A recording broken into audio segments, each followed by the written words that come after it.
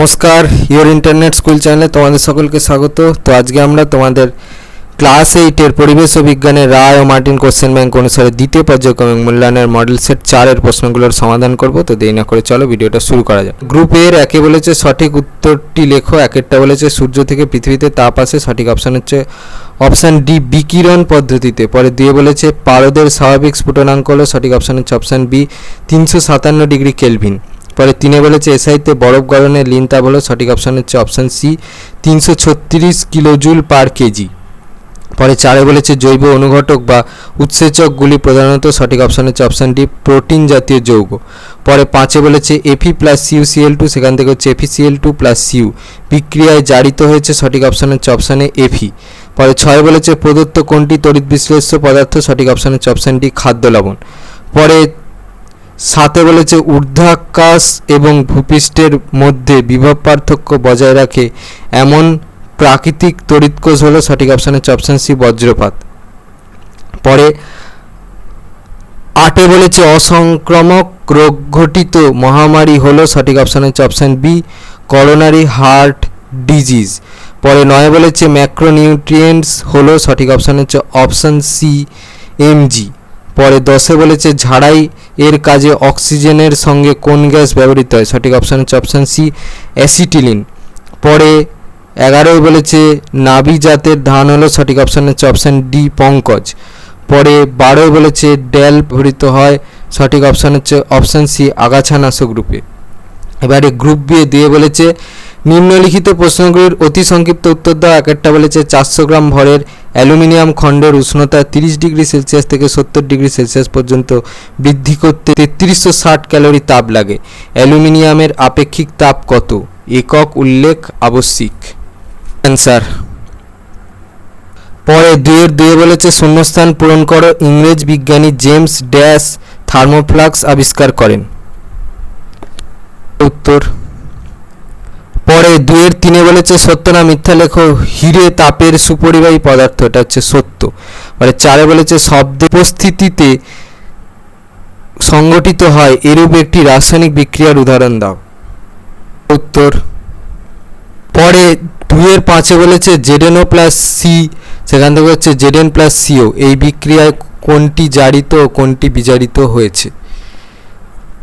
জারিত হয়েছে হচ্ছে সি আর বিজারিত হয়েছে হচ্ছে ZnO। পরে 2-6 বলেছে মোর্চের সংকেত লেখো। দেখো। পরে 2-7-এ বলেছে পারদ কি তড়িৎ বিশ্লেষ্য পদার্থ, যুক্তি দাও। দেখো অ্যান্সার। পরে 8-এ বলেছে লোহার চামচের ওপর রূপোর প্রলেপ দিতে হলে তড়িৎ বিশ্লেষ্য রূপে কি ব্যবহার করবে? দেখো উত্তর এইটা হবে পটাশিয়াম আর্জেন্টো সায়ানাইড। পরে 9-এ বলেছে অ্যাসিডযুক্ত জলের তড়িৎ বিশ্লেষণে অ্যানোডে উৎপন্ন গ্যাসের আয়তন কত হবে যদি ক্যাথোডে 22.4 লিটার গ্যাস উৎপন্ন হয়? তোর উত্তরটা হচ্ছে 11.2 লিটার। পরে 10-এ একটা চিত্র দেওয়া আছে। এই প্রদত্ত চিত্রে পি ও কিউ বিন্দুর মধ্যে বিভব পার্থক্য কত? উত্তরটা হবে হচ্ছে 6 ভোল্ট। এবারে 6-এ বলেছে পশ্চিমবঙ্গের আমগুলির মধ্যে কোন আম সবচেয়ে আগে পাকে? উত্তর। পরে 12-এ বলেছে কালো চা এর উপকারিতা লেখো। দেখো উত্তর এখান থেকে এই পর্যন্ত। গ্রুপ সি-এ 3-এ বলেছে নিম্নলিখিত প্রশ্নগুলির নির্দেশ অনুযায়ী উত্তর দাও। একটা বলেছে একটি সচিত্র পরীক্ষার সাহায্যে প্রমাণ করো যে তরলের ওপর চাপ কমালে তরলের স্ফুটনাঙ্ক হ্রাস পায়। এই প্রশ্নের উত্তরটা তোমরা এই প্রশ্নের উত্তরটা থেকে পাবে, এখান থেকে এই পর্যন্ত লিখবে আর ছবিটা একটু তোমরা নিজেরা করে নিও। পরে 3-2 বলেছে 0 ডিগ্রি সেলসিয়াস উষ্ণতার 10 গ্রাম বরফকে 20 ডিগ্রি সেলসিয়াস উষ্ণতার জলে পরিণত করতে কি পরিমাণ তাপ লাগবে? দেখো অ্যান্সার। পরে 3-3-এ বলেছে তাপমোচী রাসায়নিক পরিবর্তন কাকে বলে? যারা ওয়েল্ডিং করেন তাদের বিশেষ ধরনের ফিল্টার লাগানো চশমা পরে কাজ করতে হয় কেন? আগের প্রশ্নের উত্তরটা দেখো এই প্রশ্নের উত্তরটা থেকে পাবে, এখান থেকে এই পর্যন্ত। প্রশ্নের উত্তরটা তোমরা এই প্রশ্নের উত্তরটা থেকে পাবে, এখান থেকে এই পর্যন্ত। পরে 3-4-এ বলেছে তড়িৎ বিশ্লেষণ কাকে বলে? ভোল্টমিটার ও ভোল্টামিটারের মধ্যে মূল পার্থক্য কী? বিশ্লেষণ কাকে বলে তার উত্তরটা দেখো, এই প্রশ্ন উত্তরটা থেকে পাবে এখান থেকে এই পর্যন্ত। এই প্রশ্নের উত্তরটা দেখো। পরে 3-এর 5-এ বলেছে বজ্র নিরোধক কি, এর কার্যনীতি লেখো। দেখো উত্তর, ওই প্রশ্নের উত্তরগুলো এই প্রশ্নের উত্তরটা থেকে পাবে। কি তার জন্য এইটা, আর কার্যনীতিটা হচ্ছে এখান থেকে পর্যন্ত। পরে 3-এর 6 বলেছে যক্ষা রোগের জন্য দায়ী ব্যাকটেরিয়ার নাম লেখো। ডটস এর সম্পূর্ণ নাম কি? রোগের জন্য দায়ী ব্যাকটেরিয়ার নামটা দেখে নাও, এর সম্পূর্ণ নামটা দেখে নাও। পরে 3-এর 7-এ বলেছে জৈব সার ব্যবহারের 4টি সুবিধা লেখো। 4টে সুবিধা দেখে নাও এখান থেকে এই পর্যন্ত। গ্রুপ ডি এ 4-এ বলেছে যে কোনো 4টি প্রশ্নের উত্তর দাও। একটা বলেছে বাষ্পায়নের হার কিভাবে তরলের উপরিতলের ক্ষেত্রফল এবং বায়ু চলাচলের উপর নির্ভর করে তা উদাহরণ সহযোগে ব্যাখ্যা করো। এই প্রশ্নের উত্তরটা তোমরা এই প্রশ্নের উত্তরটা থেকে পাবে। কিভাবে তরলের উপরিতলের ক্ষেত্রফল, তার জন্য দেখো 2 নম্বর পয়েন্টটা, আর বায়ু চলাচলের উপর কীভাবে নির্ভর করে তার জন্য এই 5 নম্বর পয়েন্টটা লিখতে হবে। তরলের উপরিতলের বিস্তৃতির উদাহরণটা তোমরা বই থেকে লিখবে এখান থেকে এই পর্যন্ত। এর উত্তরটা দেখো এখান থেকে এই পর্যন্ত। 4-এর 2-এ বলেছে অনুঘটকের 2টি বৈশিষ্ট্য লেখো। তরমুজের বীজে উপস্থিত এনজাইমটি, এই এনজাইমটি ইউরিয়ার সঙ্গে জলের বিক্রিয়া ঘটিয়ে কোন যৌগ তৈরি করে? এর 2টো বৈশিষ্ট্য তোমরা এখান থেকে পেয়ে যাবে। তরমুজের বীজে উপস্থিত এনজাইমটার নাম দেখে নাও, কি বিক্রিয়া করে সেটাও এখান থেকে পেয়ে যাবে, দেখে নাও এটা এখান থেকে এই পর্যন্ত।